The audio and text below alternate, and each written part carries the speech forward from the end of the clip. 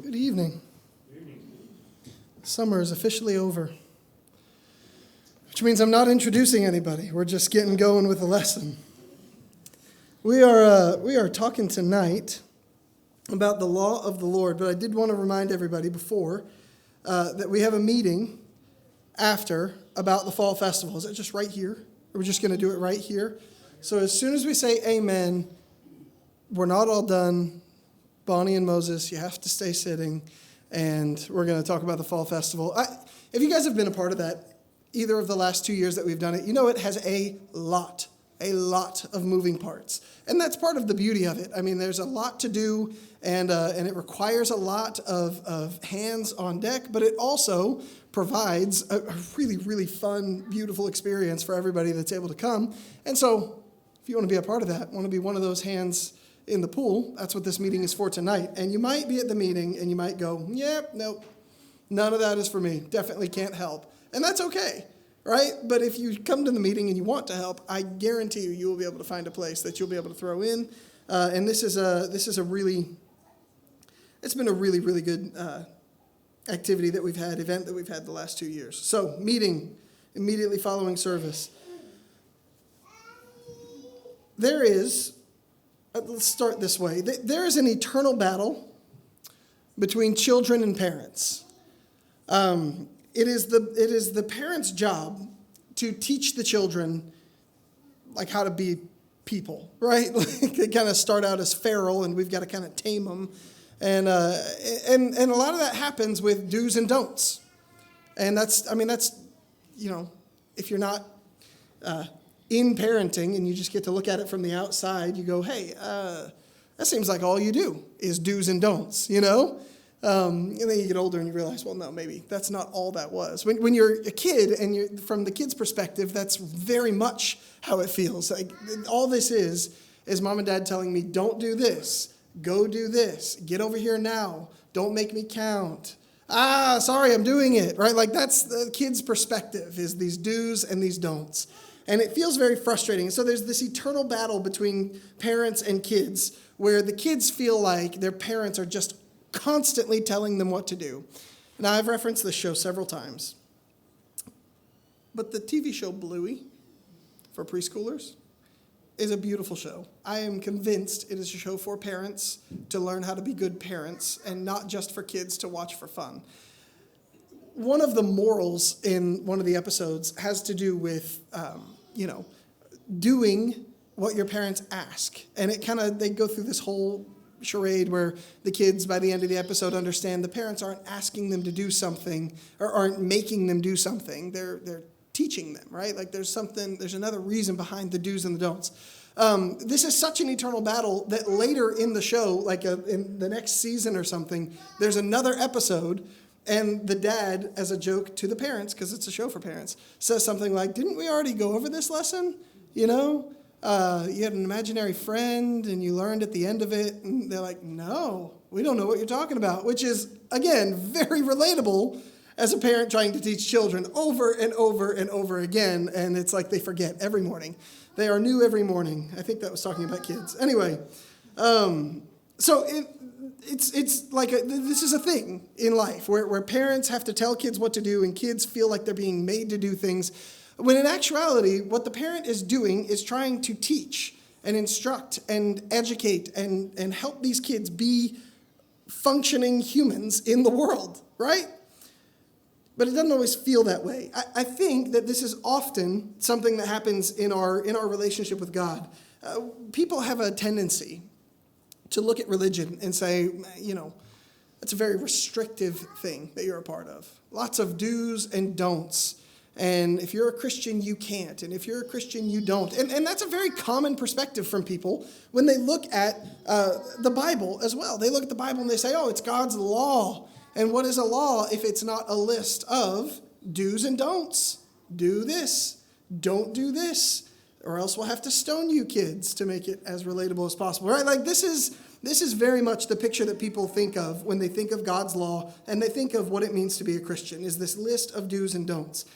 I think that the Bible is not less than that, but again, is much more than that. So I kind of want to take a perspective tonight And I want to, before we jump into it, with both feet, I want you to hear me say, I do not think that what we talk about tonight is the only thing that the Bible is doing, but I think it is yet another thing that the Bible is doing.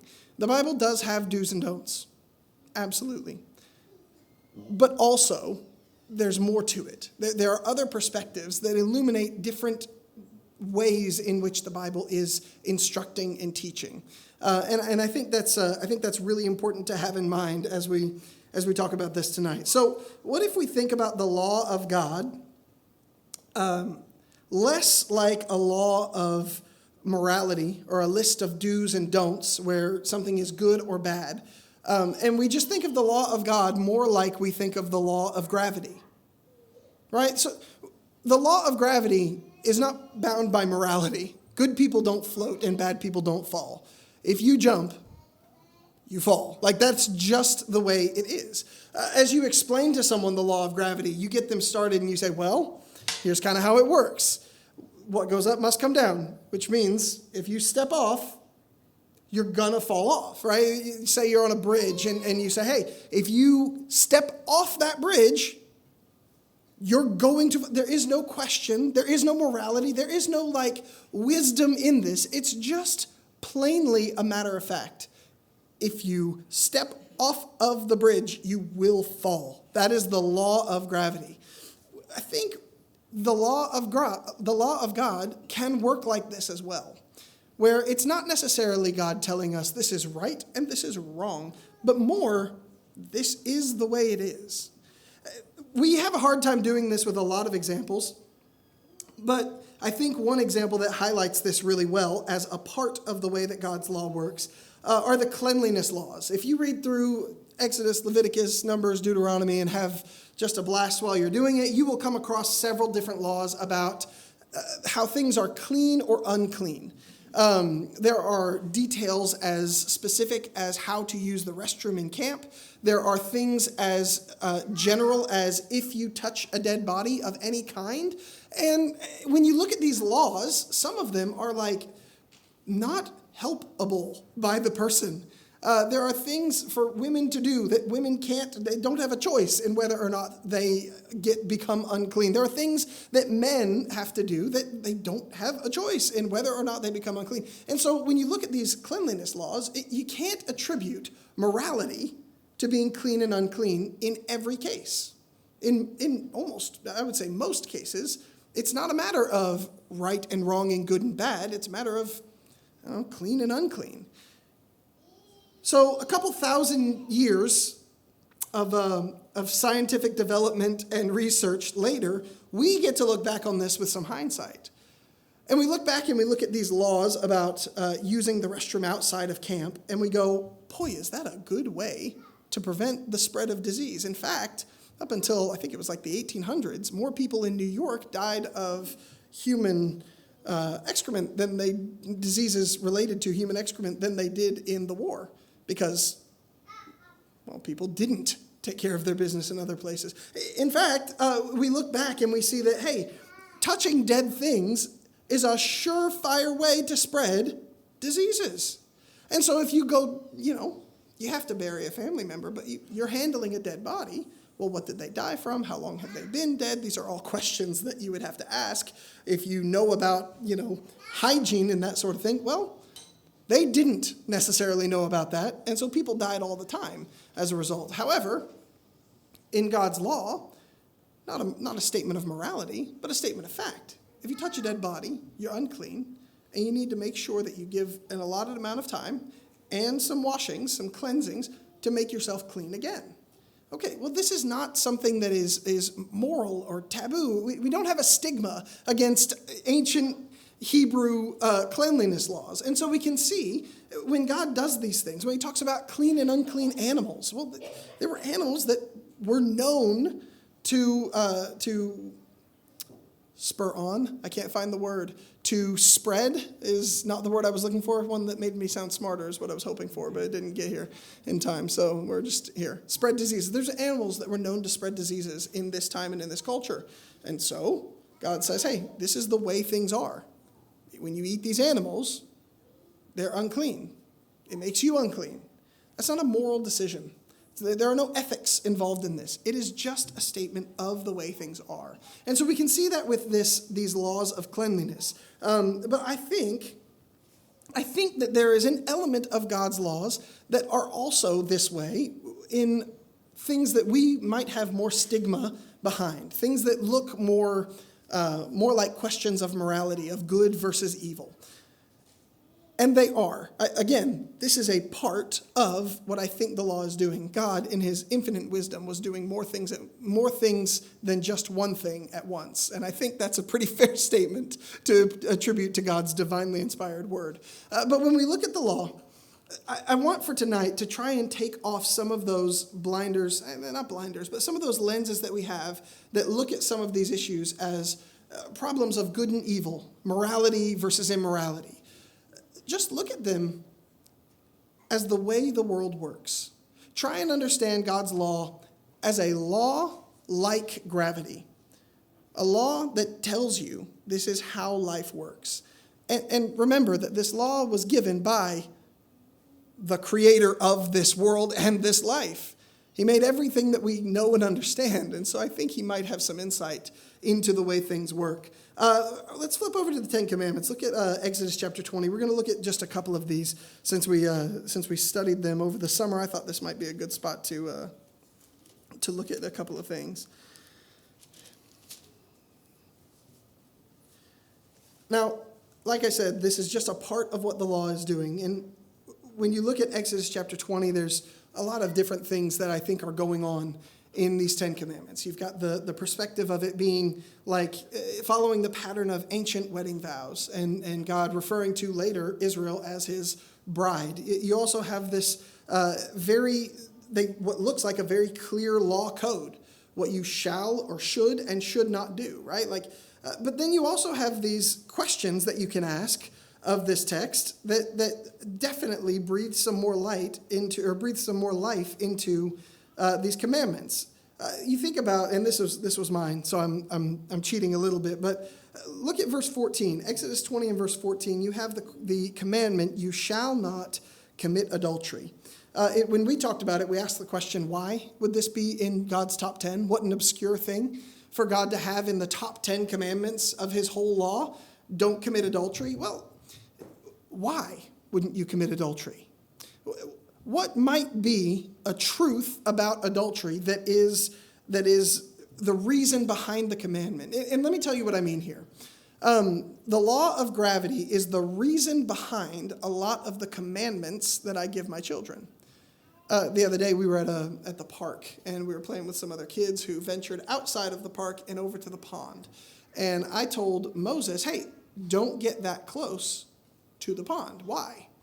Well, ultimately, because the law of gravity says if he leans too hard, his head is a little heavier than the rest of him, and he's going to topple right in. Well, the law, or the commandment, was don't get so close to the pond. But the law was gravity, because I don't want you falling, and when you get that close, you will fall. If I tell my children, don't touch the stove, there's a law of heat transfer here at play, right? There's a way things work, that when you play with fire, you get burned. That's just the way it works. That's not because I think playing with fire is morally good or morally bad. And so when we look at these laws, let's ask, what is the root of these laws? What's going on here that makes it the way things work? Well, what God is doing in Exodus and with the rest of the law is he's creating a brand new people. I mean, he talks about Israel as being his firstborn child, and that these commandments, really, if you look at them closely, they do a lot to craft the culture and the community that these people are going to live in for the next, couple thousand years. And so as God is creating a community, one of the pillars of that community is do not commit adultery. Well, how might adultery disrupt a community? Does anyone have any guess? I mean, I can think of how it disrupts a family, that's for sure. And if a family is a building block of a community, then that's going to make for a shaky community. And you know what? If this happens with someone who's maybe a prominent member of the community, does that not disrupt trust in more than just that one person? You think this is a commandment that is about the way things are. adultery works against community, period. This is not a statement of morality necessarily. This is not simply well, this is right and this is wrong. This is a God who knows what a community of people is and looks like, knows what harmony in a community requires, and says, adultery is going to get in the way of that. And then allows people to do with that what they wish. You notice God doesn't force them into abstaining from adultery. Simply tells them how it works and allows them to make their choices. Another one in the Ten Commandments that I thought it struck a chord with me is taking the name of the Lord in vain. In verse 7 of Exodus 20, you shall not take the name of the Lord your God in vain, for the Lord will not hold him guiltless who takes his name in vain. Some confusion on this often arises because when the rabbis read this commandment, they took it to the probably 15th or 16th degree here of severity and said, listen, if we can't take the name of the Lord in vain, we won't use it at all. Not even a little bit. In fact, that's why you have in verse 7 an all caps word of Lord, the Lord or Lord. That's actually God's name, Yahweh, in the original text. And yet the rabbis had such reverence and took this commandment so seriously that they wouldn't even write his name. So they would write the Hebrew equivalent of Lord, which was Adonai. And instead of writing the name God, to this day, you'll see Jews will write G-D in their literature. Okay, well,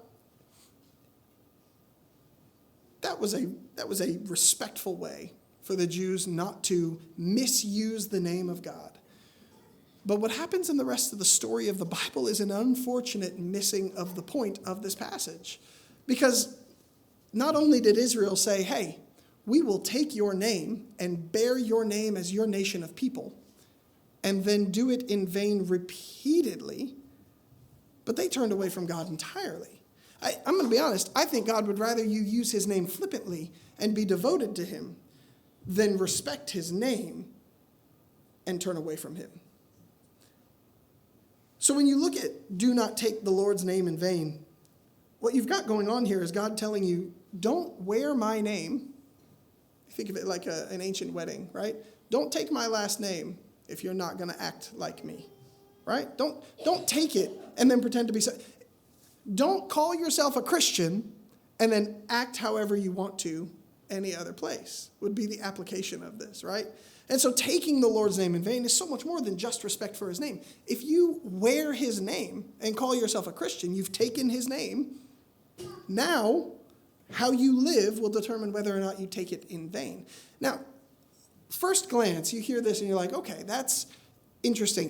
What in the world? How is that just true? How is there that's just the way it is? Let me ask, have you ever been one way in one group of people and then been another way in another group of people and then had those two groups of people unfortunately meet at some place and then not know how to act? I think most of us deal with this like earlier in high school or college, right? We have our college friends and our church friends, and then they get together and you're like, yeah, I don't know which way to be. I don't know what words to use. I don't know what slang to use. I'm uncomfortable because I've got this name that I've been wearing when I'm around these people. And I've got this other name. I've used this example before, but I actually had a friend in high school who went by two different names for his school friends and his church friends. I mean, he literally had two different names. What kind of identity crisis does that pose? Who are you exactly? Whose name have you taken? What do you do when you run into both parties? How do you manage that? Does that lead to an abundant, joyful life, or does that lead to a lot of stress? I mean, when you look at this, taking a name, let's just take the religious side out of it, taking a name and then acting a different way leads people to strife, leads people into anxiety and turmoil. If you get married and then you don't really want to act like you're married, that leads to problems. This is a truth about the way relationships work. And specifically in this passage, it's a truth about the way relationships with God work. And so if we think about the law and we pull the morality perspective away for a minute, and we just look at it as if, hey, this is God telling people the way that the world works. This is like the law of gravity. Man, you start seeing a lot of wisdom hidden within these words. And what I think is powerful is that it doesn't stop here by any means. When you fast forward to the New Testament and you take these same principles, they apply to Jesus' teaching. I don't want to step on Joshua's class too much, but if you look at the Beatitudes, it doesn't read as if Jesus is commanding you, be hungry and thirsty for righteousness. Be merciful. It kind of sounds more like he's just telling you, this is how life works. Happy people are merciful people because they're shown mercy. Peacemakers are happy people because they get to see God. I mean, this is, when you read through Jesus' teaching, oftentimes what you're finding is he's not forcing you to do something or making you do something or saying this is what you have to do, but rather he's telling you this is the way life is. Look at Matthew chapter 20, I think is a good example of this. At least it resonated with me last week as I was working on the lesson on servant leadership. Matthew 20, am I in the right place? Yeah, Matthew 20 and verse, let's pick up in verse 23.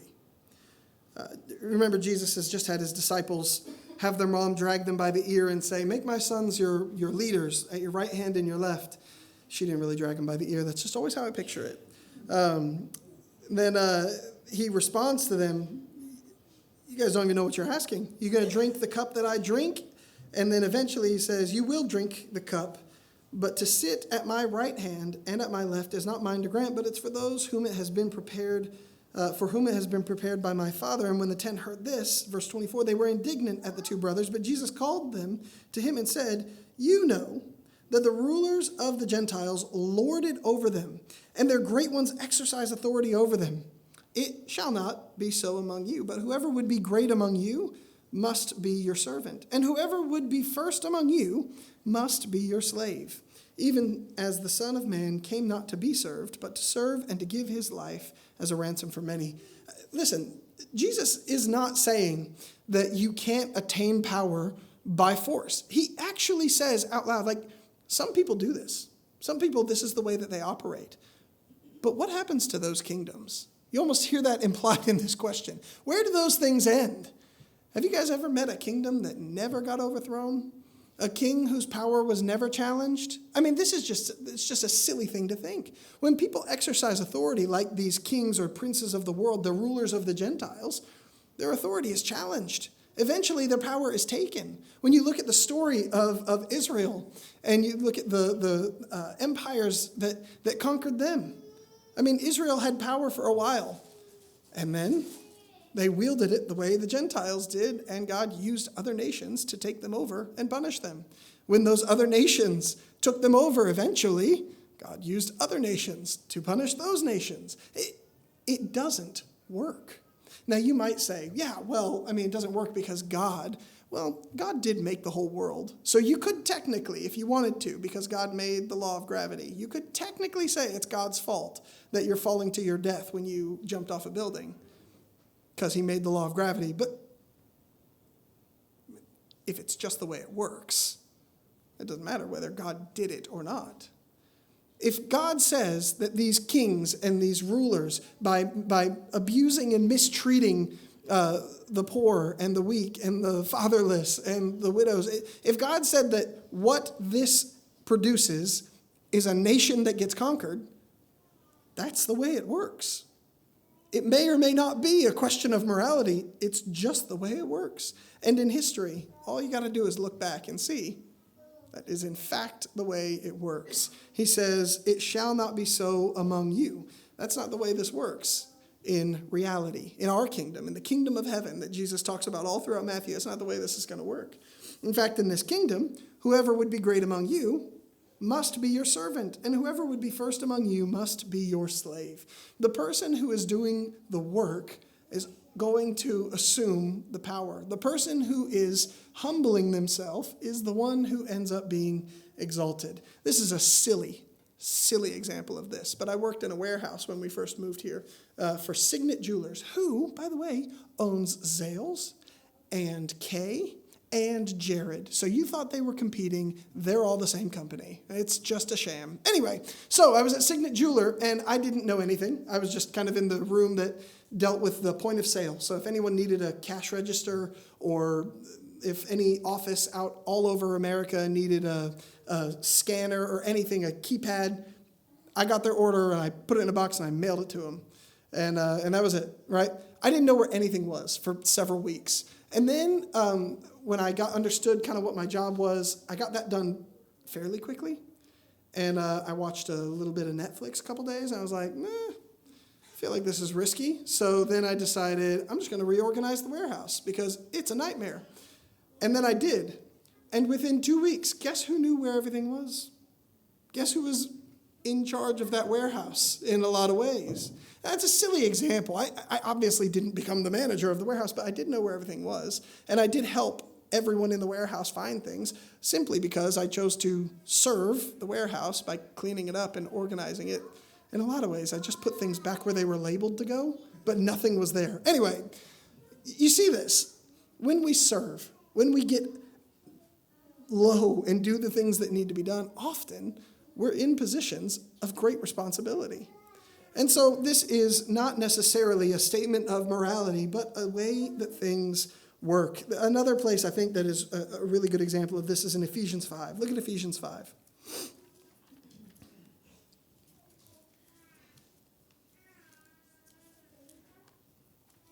Ephesians 5, really towards the end of Paul's letter. He's given some wrap-ups and some so whats, as he does at the end of a lot of his letters. And let's start in verse 17.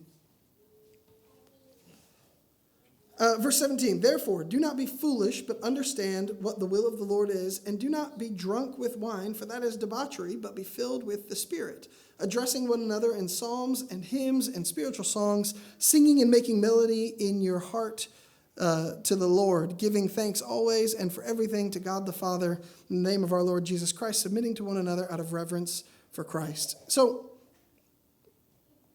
you've got several things here, and I want to start at the beginning here where Paul says, do not get drunk with wine, for that is debauchery. You don't have to read through the Bible too much to find drunkenness being condemned. All right? And we often say drunkenness is a sin. But I want to take the stigma and the morality away for just a second, all right? And ask, what if God is just telling us the way things are as it pertains to drunkenness?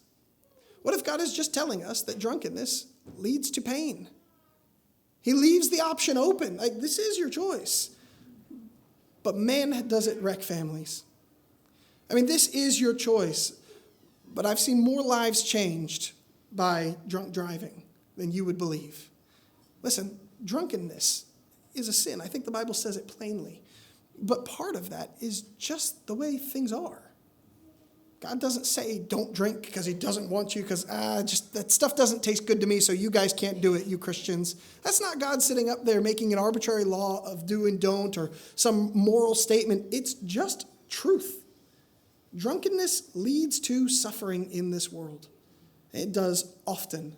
Most terrible decisions that people make are under some kind of influence. And if this is simply a statement of the way things are, boy, that takes a lot of the judgment out of that comment, doesn't it? He continues and says that this is debauchery, but be filled with the Spirit. And then we have our verse on singing, addressing one another in psalms and hymns and spiritual songs, making melody to the Lord with your heart, or making melody in your heart to the Lord. You notice how much is mentioned about instruments here? None. Because if this is, again, let's take some of the other stuff out. If this is a statement of the way things are, what is being said? It might be that God is saying, how do you engage in worship? By singing. Is it not true that the best way to engage every heart and tongue and mind in worship is to all sing the same song at once? I mean, listen, I don't think God has an aversion to guitars. I don't think he looked at them and said, yeah, that was a terrible invention. I hate them. Don't ever do them. We're just not doing that here. This is not a matter of God's preference. This is a statement of fact. There is truth in the statement that Christians ought to sing to God because it's the way it works. I've talked before, and so I don't want to go too much into this, but I've talked before about this. Like, don't you think God knew that when people sang, their heartbeats synchronized? Don't you think God knew that when people sang, their breath and their breathing synchronized? Don't you think that God knew that when people sing in a group, religious or not, oxytocin is released in their brain? It's nicknamed the cuddle hormone because it's the same hormone released when you hug somebody. Don't you think God knew that singing is the way it worked? Maybe God told us to sing because singing is the best way to worship. Maybe that's just the way things work. Now, are there other parts of this? Yeah, yes. I don't think this is the only way to understand what God is doing through his commandments and his law. But it is a way to understand what God is doing. When he tells us something, maybe it's more like a law of gravity than it is a law of morality. Maybe it's just the way things work, told to us by the guy that made things. I mean, you can't be more general and accurate than that, right? God, the guy who made things, anything that is a thing. And he might know how these things work. Another example of this that we don't really have time to look at right now, but Philippians 4. We'll go through it fairly quickly. Philippians chapter 4. We talked about this fairly recently about how Paul is encouraging people to find the good rather than think about good things. And I think Dad even referenced that in his lesson this morning. While I wrestle my children, that was one of the pieces I heard. But when Paul brings up this context, he's dealing with a problem in Philippi. And Euodia and Syntyche are having an issue, and this third person is kind of tasked with helping these women resolve this issue. And it's an anxiety-inducing, difficult time. Paul gives instruction in verse 4. He says, rejoice in the Lord always. Again, I will say rejoice. Let your reasonableness be known to everyone. The Lord is at hand. Do not be anxious about anything, but with prayer and supplication, with thanksgiving, let your requests be made known to God, and the peace of God, which surpasses all understanding, will guard your hearts and your minds in Christ Jesus. They have done psychological studies at this point that have pointed definitively to a cure for anxiety being gratitude. I think one of the determinations was those two parts of the brain can't light up at the same time. And so if you're feeling anxiety, we understand it from this perspective. It's really hard to feel gratitude. When you're feeling anxious, it is really difficult to shift and get to gratitude. But in the same way, when you are feeling gratitude, when that part of your brain is engaged, it really melts away anxiety. And so when you look at this, maybe this was not God saying, hey, worrying is a sin, a morally wrong thing to do. Maybe it was God saying, this is the way your brain works. This is the way this world that I created works. You can't be anxious and grateful. So pick one and talk to me about it. Pray with thanksgiving. Don't be anxious. I think this perspective is a beneficial way to look at the Scripture, a beneficial lens to have as you read through the Scripture. Like I said at the beginning, I want to be very clear. It is not the only lens. This is not the only thing that was being done when Jesus was teaching or when God was giving his law. They are the most brilliant beings that have ever existed in or outside of time. And so they're doing more than one thing. But this is a perspective, a set of lenses to look at God's law through that I think can be an incredibly beneficial thing, can lead to a lot of benefit for us. So I've got just a couple so whats as we close. If, in fact, God's law and Christ's teaching are more like the law of gravity than a moral law code, then what does that mean? Well, I mean, for one, it means what an incredible gift we've been given. When you read through, and I think I mentioned this in a lesson before as well, but when you read through some of the Psalms and how they talk about the law of the Lord, specifically Psalm 19, where it's, verse 7 through 11, which was our verse that was in the bulletin, says, "The law of the Lord is perfect, reviving the soul." How many of you have felt like a list of do's and don'ts really rejuvenated your soul? Not often, right? The testimony of the Lord is sure, making wise the simple. The precepts of the Lord are right, rejoicing the heart. Again, I ask, are you often rejoiced when someone tells you you can't go over 55 on a road that's plainly fast enough for that? You get what I'm saying? These laws, these law codes of do's and don'ts don't bring this kind of joy. But it makes a little bit more sense to talk about God's law this way if the creator of everything told you the way things work. I mean, that's rejuvenating. To look back at Jesus and know that the merciful are the ones that are happy, not the ruthless. I mean, that is a rejuvenating and rejoicing thought to think back and see that trusting God leads to life. Man, that makes a little bit more sense. And so when we look at this and we ask, man, so what? So what a gift. So what a gift we've been given. That the creator of the universe sent teaching about how his universe works. It's a beautiful, beautiful gift. Secondly, this says a lot about the character of God. To have these rules, and to go back to the illustration that we used at the beginning of a parent and a child, to have these rules, a lot of these are for your own safety. I mean, often when I tell my kids stay away from the edge or don't touch the fire, I'm telling them that because it's for their safety. I mean, that's most of my, hey, don't do this with the kids. Sometimes it's their safety from me because I'm about to kill them. But, usually when I tell them something like that, it's for their own good. It's for their safety. And so when we look at this as God's law being the law of the way things are, the way things work in the world, that's a great gift. And it's for our safety in a lot of ways. God doesn't want us indulging in drunkenness because he doesn't want us enduring the sorrows. Similar to how I don't want my children touching a fire because I don't want them burning their hand. God is a caring and a loving Father who's given us his law, not as a restriction, but for our own protection. Number 3,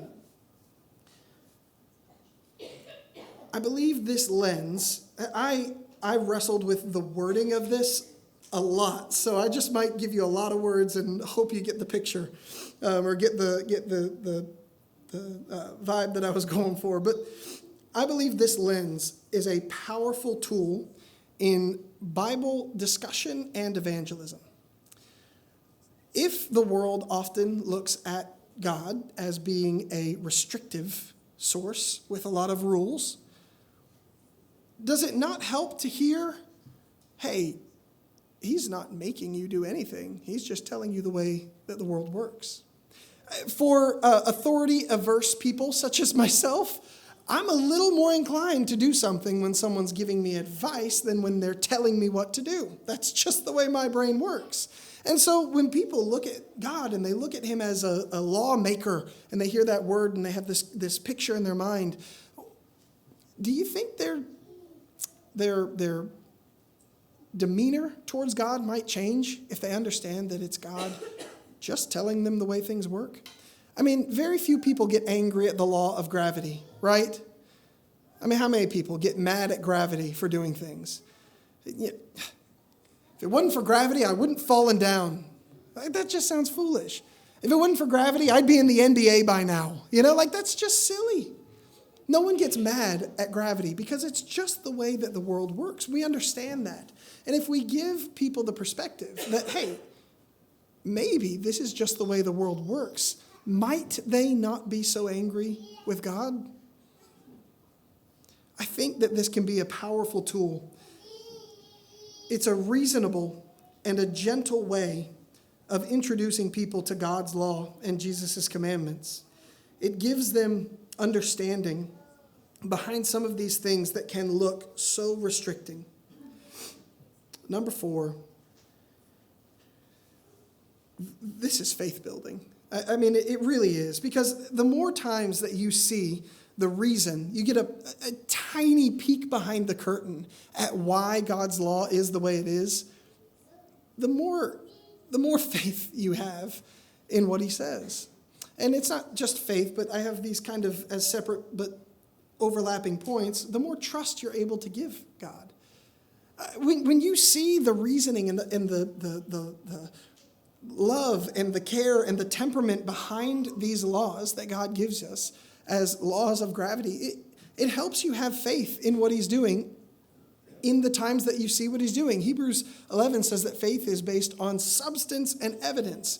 Well, this is some of that stuff, right? This is some of that substance and evidence when you can see why God's law looks the way it does, how it's a description of the way the world works. That's faith building. And when you can't see the way that the law is doing that, it's trust building to have seen it. Because you basically have two options when you encounter God's law. You can understand it or you can't, right? That's really the way it works. And when you understand God's law, your faith grows and you have an easier time with it and you jump right in 2 feet first, face first. I don't know, whichever one's more reckless. And you follow. But when you don't understand God's law, like the ancient Hebrews may not have understood anything about clean and unclean things and disease spreading and good, healthy foods versus not. You trust. You trust. Because those handful of times that you can mark as times I understood what God was trying to do for me and it was good can help you in those times when you don't.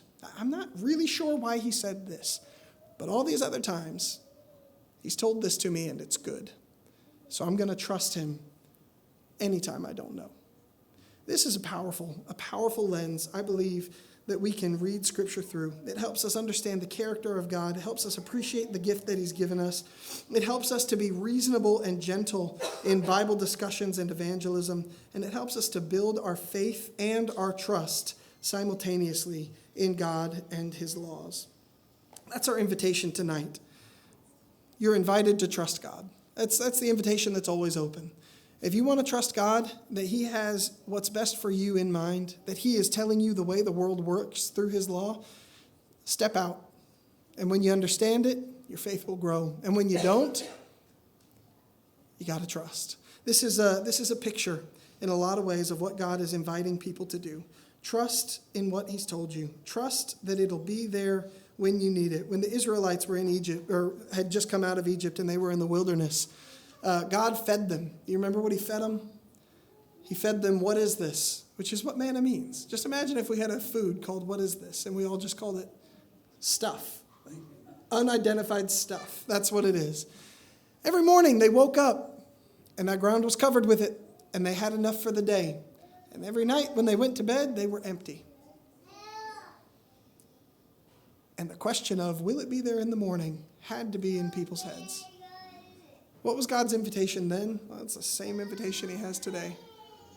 Don't overpack. There will be enough. Don't get more than you need. Don't think you need to do this on your own, whether it's your livelihood or your salvation. There will be enough in the blood of Jesus. And so tonight, if you need to come in contact with the blood of Christ, or if you need prayers of the church, whatever you need, there will be enough right here with people that love you and will help you with whatever you need.